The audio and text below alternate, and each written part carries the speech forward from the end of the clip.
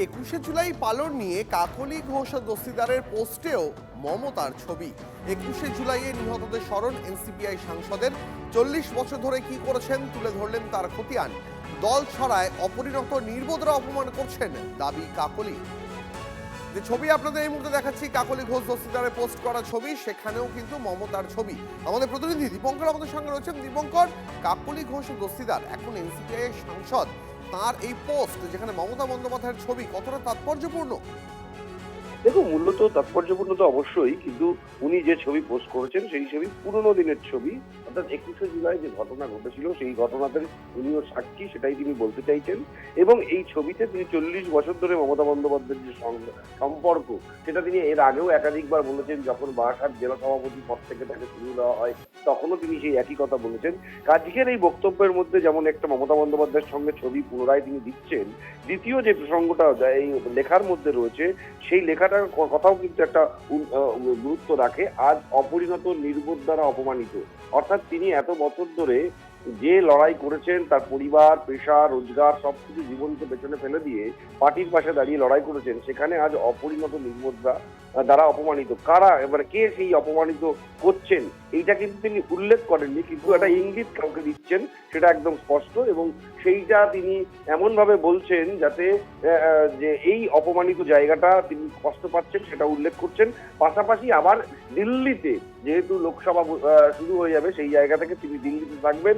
এবং এই 21শে জুলাই দিয়ে যেটা প্রতিবার আমরা লক্ষ্য করেছি, কাকলি জুলাই ঘোষ দস্তিদারের মতো ব্যক্তিত্বরা তারা 21শে জুলাই কলকাতাতে থাকছেন, কিন্তু এবারে তারা দিল্লিতে থাকবেন, রাস্তায় থাকবেন, প্রতিবাদ জানাবেন, সেটাও কিন্তু তিনি উল্লেখ করছেন।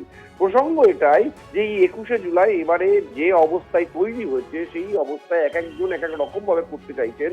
তার মধ্যে কাকলি ঘোষ দস্তিদার তার পুরনো দলের তৃণমূল কংগ্রেসের যে স্মৃতি, সেইটাকে তুলে ধরে তিনি উল্লেখ করছেন কেউ তাকে অপমানিত করেছেন এবং যে করছে তিনি নির্বোধ। অর্থাৎ তৃণমূল কংগ্রেসের এই নির্বোধ তিনি কাকে বলছেন সেটাই এখন বড় প্রশ্ন। বেশ বেশ বুঝতে পারছি দীপঙ্কর, অনেক ধন্যবাদ। আরো একবার আপনাদের সেই পোস্ট দেখাবো, কাকলি ঘোষ দস্তিদারের পোস্ট, যেখানে কাকলি ঘোষ দস্তিদার উল্লেখ করেছেন দল ছাড়ায় যারা অপমান করছেন তারা অপরিণত নির্বোধ। কাকে এই কথা বললেন কাকলি, কার দিকে ইঙ্গিত? এই প্রসঙ্গে আপনাদের একবার মনে করিয়ে দিই, গতকাল দল বদলুদের চ্যালেঞ্জ জানিয়ে ঠিক কি বলেছিলেন অভিষেক বন্দ্যোপাধ্যায়, শুনুন। কোন টার্গেট আপনার নাম? আমি তো সেটাই বলছি যে যাদের সমস্যা রয়েছে তারা যদি বলে যে দলের এই পারফরমেন্সের জন্য বা পরাজয়ের জন্য যদি অভিষেক বন্দ্যোপাধ্যায় দায়ী হয়, তাহলে 24শে যে তৃণমূল কংগ্রেস 29টা আসন পেয়েছে তার কৃতিত্বও আমার। যদি ডিসক্রেডিট আমার হয়, হারে, তাহলে জেতার সময় ক্রেডিটও আমার। আর যাদের আমাকে নিয়ে সমস্যা তাদেরকে অনুরোধ করব যে মানুষ বোকা নয়। আজকে 18 তারিখ, আপনি 19 তারিখ আসুন, 20 তারিখ আসুন, 21 তারিখ আসুন, যবে আসার আসুন, আজকে চলে আসুন। আপনারা ফিরে আসুন, আমি 1 ঘন্টার মধ্যে ইস্তফা দিয়ে দিচ্ছি। কেউ আসবে না। ডিল হচ্ছে ওদিকে যাও, অভিষেক ব্যানার্জিকে গালাগালি দাও, তোমাকে বেঁচে থাক, তোমাকে বাঁচিয়ে রাখবো, ইডিও ধরবে না, সিবিআইও ধরবে না।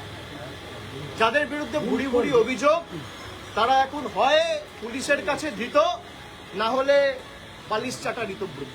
এই দুটো ছাড়া আর উপায় নেই। দেখুন, একটা কথা হচ্ছে কাকলি ঘোষ দস্তিদার আমাদের দলের সদস্য নন, তবে নিশ্চিত আমার পুরাতন সহকর্মী তো বটেই। এবং আমরা গত 15 বছর শাসন চালিয়েছি, সেখানে মমতা বন্দ্যোপাধ্যায়ের সরকার কাজ করেননি কথাটা বলাটা একদম তো মিথ্যে কথা হবে। আমরা সে কাজ করেনি সেটা কেউ অস্বীকারও করছে না। তো সেক্ষেত্রে দাঁড়িয়ে নিশ্চয়ই এটা ঠিক। আর উল্টো দিকে অনেকেই আছেন যারা তৃণমূল কংগ্রেস করেছেন, তাদের ডাক্তারবাবুরা যারা স্পেশালি ধরুন কাকলি ঘোষ দস্তিদার মতো ডাক্তাররা, যারা তাদের মেডিকেল প্রফেশনটা ছেড়ে ফুল টাইম পলিটিক্স করেছে, এটা তো নিশ্চয়ই একটা জায়গায় সম্মান পাওয়ার যোগ্য ছিল সম্মান পাওয়ার। মমতা ব্যানার্জি মানে তৃণমূল কংগ্রেস। মমতা বন্দ্যোপাধ্যায়কে ছবিকে বাদ দিয়ে তৃণমূল কংগ্রেস হয়নি। এই কাকলি দিয়েও জিতেছে মমতা ব্যানার্জির ছবিকে পেছনে রেখে, সিম্বলকে সামনে রেখে, মমতাদির ফেসকে রেখে। তাই আজকে যারা বিজেপির পদলেহন করছেন তারা এটা মাথায় রেখে চলুন, মমতা ব্যানার্জি ছাড়া কিন্তু তৃণমূল কংগ্রেস হবে না। যদি নিজেকে তৃণমূল কংগ্রেস বলা যায় তাহলে সেটা মমতা বন্দ্যোপাধ্যায়ের ছবি দেখেই বলতে হবে। এবং আজকে যারা অন্য দলে যাচ্ছেন, বিজেপির কাছে যাচ্ছেন, তারাও এটা খুব ভালোভাবে জানেন। এবং এটাও আমি বলতে পারি যে কিছু সিপিএম এর লোক বলছে আমি বিজেপি, ঋতব্রত এসএফআই করতো, সিপিএম করতো, ও আবার তৃণমূল হলো কবে? ওকে নেওয়া হয়েছিল দয়া করে, তার বেইমানিটা তো দেখাচ্ছে ও কতটা বেইমান, ও যা তো দেখিয়ে দিচ্ছে। সুতরাং এই মির্জাফরদের আর কিছু বলার নেই, শুধু এইটুকু বলবো যে খালি কাজের খতিয়ান দিলে আর কি কি পেয়েছেন, কি কি উপকার পেয়েছেন, নিজে এমপি হয়েছেন, নিজের হাজবেন্ড এমএলএ হয়েছেন, মন্ত্রী হয়েছেন, তারপরে আবার নিজের ছেলেকেও চাইছেন একটা কিছু পেতে। এইভাবে তার পার্টি হয় না। পার্টির যারা কর্মী, সাধারণ কর্মী, তারা তো সেটাকে অ্যাকসেপ্ট করে না, এটাও তো তাদের বুঝতে হবে। মানুষের এই নিয়ে কোনো আগ্রহ নেই। 40 বছর ধরে কি করেছেন আর 15 বছর ধরে মানুষের উপরে কি অত্যাচার করেছেন সেটা সবাই জানে। মানুষ অত্যাচারে জর্জরিত হয়েছিল, মানুষ যখন হাত ছেড়ে বেঁচেছে, যে পরিমাণ অত্যাচার মানুষের উপরে হয়েছে তার বিপরীতে দাঁড়িয়ে মানুষ ওনাদেরকে হারিয়ে বিজেপিকে দায়িত্ব দিয়েছে রাজ্যের সেবা করার। সুতরাং এই নিয়ে মানুষের কোনো উৎসাহ নেই। উনি কার ছবি দিচ্ছেন, কার ছবি রাখছেন, কোথায় ছবি করে ফেলছেন, এগুলো না। আসলে এটা আমার মনে করে ফেলেছেন অভিষেক। 5 তারিখে ইস্তফা দিলে তৃণমূল কংগ্রেস ভেঙে টুকরো হতো না। দিদির মতন রাজনীতিবিদদের আজকে এই পরিস্থিতি হতো না। অভিষেকের 1 ঘন্টার ইস্তফা চ্যালেঞ্জের পাল্টা তৃণমূল ত্যাগী এনসিপিআই সাংসদ শতাব্দী রায়। আসলে এটা আমার মনে হয় 4 তারিখের রেজাল্টের পর 5 তারিখ করলে ভালো হতো, উচিত ছিল 5 তারিখে কথা। তাহলে অন্তত মমতা ব্যানার্জির পলিটিক্যাল ক্যারিয়ারে এরকম অবস্থা হতো না। দেখো, হার জিত তো আছে, যে কোনো দলই হারতে পারে, জিততে পারে, কিন্তু বাদবাকি দল যে টুকরো টুকরো টুকরো টুকরো হয়ে গেল, দিদির মতো একটা নেত্রীর দল, সেটা খুব দুঃখজনক। কিন্তু এই ডিসিশনটা আমার মনে হয় অভিষেকের 5 তারিখে নিলে ভালো হতো, যেটা এতদিন অনেক লেটে নিল।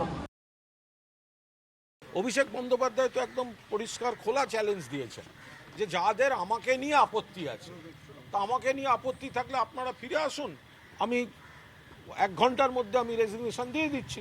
এবার বাকিরা সবাই এক পা করে পেছোচ্ছেন কেন? যারা এত বড় বড় কথা বলছিলেন এখন পিছিয়ে যাচ্ছেন কেন? তা এখন অভিষেকের চ্যালেঞ্জটা নিন। অ্যাকচুয়ালি প্রত্যেকে গেছেন আলাদা আলাদা সমীকরণে, আলাদা আলাদা কারণে, তো সেটাই এখন সামনে বেরিয়ে আসছে।